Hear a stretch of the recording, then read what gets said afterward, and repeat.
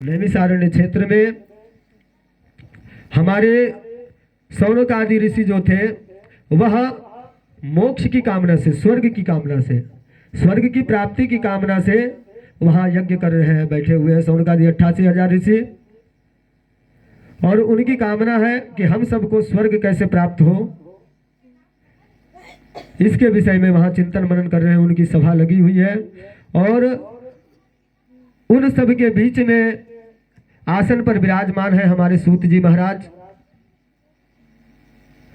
जो उन सभी को स्वर्ग तक ले जाने वाली विधि का वर्णन कर रहे हैं और उन्हें बता रहे हैं कि किस प्रकार से प्राणी स्वर्ग की प्राप्ति कर सकता है।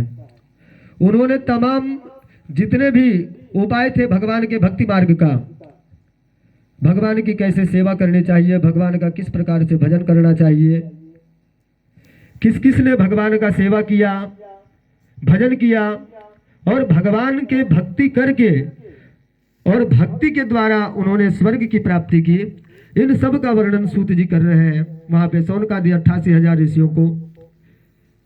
जब भक्ति मार्ग का संपूर्ण विवेचन हुआ वहां पे और सूत जी ने भक्ति मार्ग का पूरा वृत्तांत शौनक आदि 88,000 ऋषियों को सुनाया, भक्ति मार्ग का वर्णन सुन करके और उन शौनकादि ऋषियों को उनके मन में एक जिज्ञासा हुई और उन्होंने जब अगले दिन सूत जी महाराज अपने नित्य कर्म से निवृत्त होकर के अपने आसन पर विराजमान हुए, शौनकादि 88,000 ऋषि उनके पास पहुंचते हैं और उनसे प्रश्न करते हैं। कथितो भवता सम्यग देवमार्गः सुखप्रदः इदानीं श्रोतुमिच्छामो यममार्गं भयप्रदम्। उन्होंने कहा सूत जी महाराज से कि कथितो भवता सम्यक देव मार्ग सुखप्रदा। हे सूत जी महाराज, आपने उस भक्ति मार्ग का वर्णन किया और हम सब ने बड़े ध्यान से उस भक्ति मार्ग का वर्णन सुना, किस प्रकार से भगवान को प्राप्त किया जा सकता है भक्ति के द्वारा। वह तो हमने सुन लिया, परंतु हमारे मन में एक जिज्ञासा है, हमारे मन में एक प्रश्न उठा है, कुछ जानने की लालसा है। और क्या जानने की लालसा है? इदानीं श्रोतुमिच्छामो यम मार्गम भयप्रदम। हम सबों को सुनने की इच्छा है कि आपने भक्ति मार्ग के बारे में बताया, परंतु यम मार्ग में जो व्यक्ति भगवान के भक्ति से विमुख होता है, जिन्हें भगवान की भक्ति प्राप्त नहीं होती, जो भगवान का भक्त नहीं है,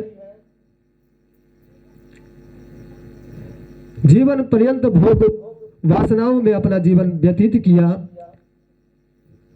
ऐसे प्राणी को यम मार्ग में किन किन यातनाओं को भोगना पड़ता है।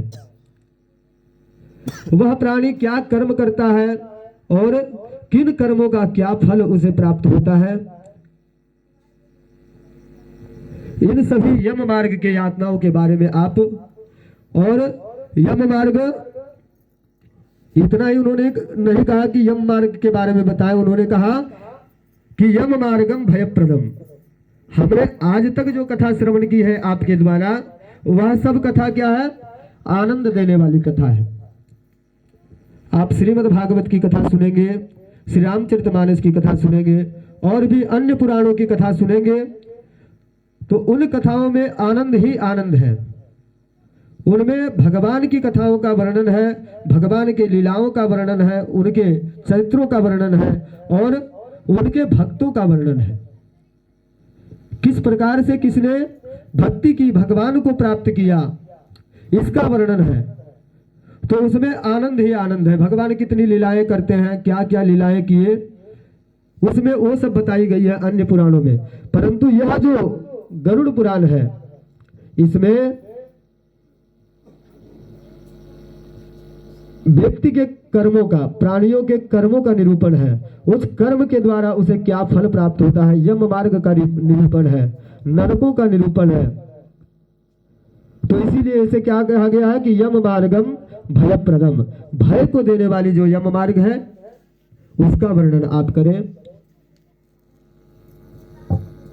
सूत जी महाराज सौनकादिकों का यह प्रश्न सुन करके अति हर्षित हुए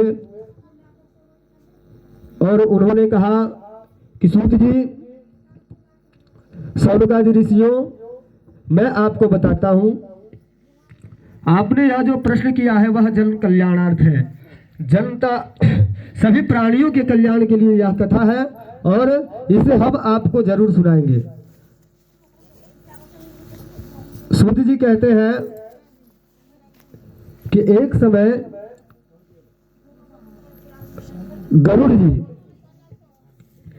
गरुड़ जी के मन में भी इसी प्रकार से जिज्ञासा हुई जिस प्रकार से आप अभी हमसे पूछ बैठे कि यम मार्ग की कथा क्या है, यम मार्ग में प्राणियों को किस प्रकार से यातनाओं को भोगना पड़ता है। उसी प्रकार से एक बार गरुड़ जी ने भगवान नारायण से पूछा। तब जाकर के नारायण ने स्वयं अपने मुख से वर्णन किया।